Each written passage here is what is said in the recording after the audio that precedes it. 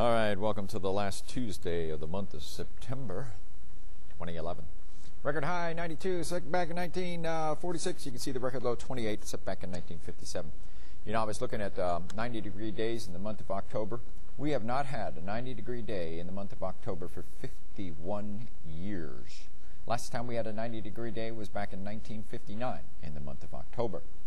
If you go back to the time period from the late 1890s through the 1950s, you'll find that on the average, about once every 4 years, we had a 90-degree day. But, as I repeat, we have not had a 90-degree day in the month of October since 1959.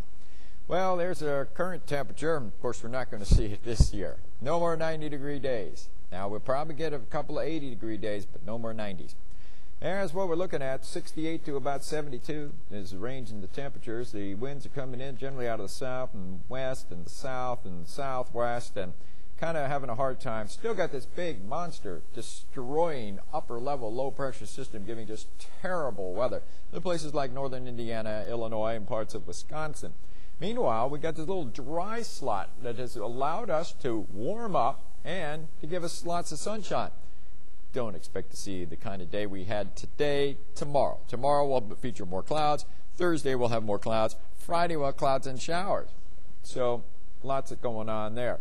Hot down in the deserts in the south, Brownsville 94. We got 96 in Phoenix, Arizona, 86 in Miami. So there's nothing unusual there. No New Wilmington, North Carolina. All those spots warm. And then not unusual to have cool air sitting over the Great Lakes.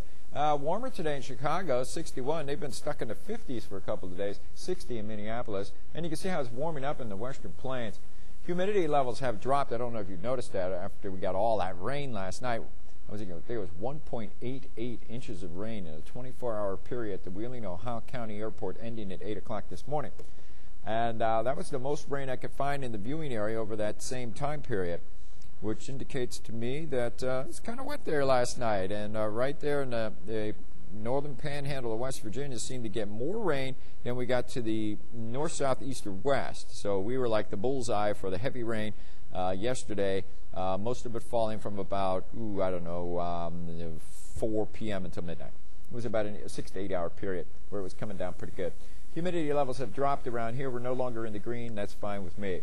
Well, we'll move on. In terms of watches and warnings, now, the same system that was producing all that rain around here last night has moved slowly to the east, and right now is producing rain from the Laurel Highlands all the way to about the Pennsylvania Dutch area, and there are flood warnings, which would be the dark green, the light green, or some sort of flood watch of one sort or another. Well, there is our satellite and radar view. You can see a thunderstorm complex down here in the south. There's the big low that's been adversely affecting the weather in the northern part of the U.S. for over a week now. That puppy's been out there a long time, and hopefully later in the week it'll move on out. In fact, let's go to Predictor and see when Predictor thinks it's going to move on out. At least this particular version of Predictor thinks it's going to be moving on out. Well, there we are, 4 p.m. The low sitting over northern parts of Indiana. The cold front has moved through. We're getting dry air coming in from the southwest, not only the surface, but at the cloud levels. So it has dried out quite a bit. But there's still this big upper-level vortex, and there's a lot of upper-level cold air, and there's clouds, and yes, it's moving in our direction. So as we go from Tuesday afternoon until Wednesday afternoon, still I'm expecting a few showers on Wednesday, but probably not much. It's going to look more like October. I expect variably cloudy skies tomorrow, more in terms of clouds, less sunshine, a little bit breezier, and a couple of degrees cooler. Then we go from Wednesday into Thursday. That upper level low is still kind of having an influence on our weather. We're getting winds out of the west. Yeah, there could be a shower or two, but it doesn't look like much rain falling for Wednesday and Thursday. Then we get into Friday. Friday's a different story. That second low kind of dips down, and then it intensifies. And here we are, 4 p.m. Friday, getting ready for high school football, 6th week of high school football. And we're looking at a little bit of green in the area, especially in our northern counties. So, yes, we are expecting some rain showers, but not soaking rains like we had last night. And then Friday steps into Saturday. The coolest air comes in. We're still looking at a few showers, believe it or not, on Saturday. So it's possible between now and Saturday at any time there could be a shower. Most likely would be late in the days, and more likely Friday and early Saturday than any other time period I can come up with. So there's your 4 p.m. on Saturday, and then this beautiful high-pressure system comes in. It's kind of a mixed blessing. It's nice because we're going to finally get some really dry weather. We're going to get some sunshine, but with the high pressure and the clear skies and the lighter winds at night, we're going to get much colder temperatures. So that takes us to our 7-day forecast, and you can see the numbers.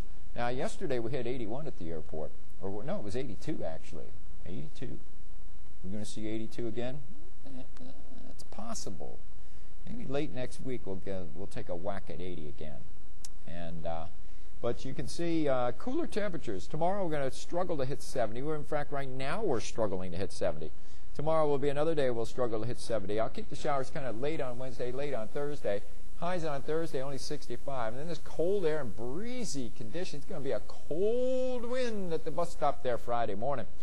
And we're expecting showers early Friday and late Fridays. Yes, some showers hitting the football. Not a heavy soaking rain like last night, but still enough to make it a kind of a nuisance. Then we get into Saturday. Yeah, I'll throw in a few showers there, very cloudy, and then boom, everything changes. And we get cooler weather. And look at that. We're looking at mid-40s Saturday morning. Could be low 40s Sunday morning. Mid-40s Monday morning, and 50 on Tuesday. Now, there is a possibility, as we get closer to this event, this cold blast, we'll get a better handle on just how cold it's actually going to be. Because what often happens with these 7-day forecasts is that when you get a big air mass change like we're expecting this weekend, you will underestimate the strength of the air mass or the temperature drop associated with the air mass. And also the reverse can happen. Sometimes you'll see a warming trend 5, 6, 7 days out, and you'll underestimate the warming that will occur. So it is possible we might be looking at upper 30s Sunday and Monday mornings. And there's also the possibility the F word might have to be used, that is, frost.